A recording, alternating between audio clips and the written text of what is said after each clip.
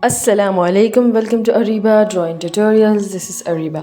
Today I am drawing a simple beginner scenery just for beginners. So let's start. I am using here a 2HB pencil. You can use any pencil you are comfortable with. So here first of all I've drawn a baseline, then two mountains over it and a sun in the back.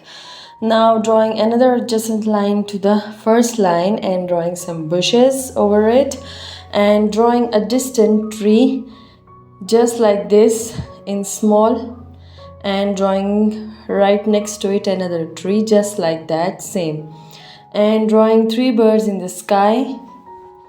Now I'm drawing a little hut in the mid of this at the right side of the scenery, drawing some windows and doors in it. I hope you like my drawings, and if you like my drawing, please do comment on my drawing.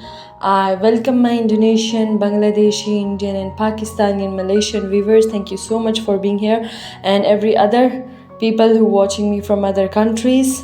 So thanks for being here, and I hope you like my drawing. Please do comment and don't forget to subscribe. So now I've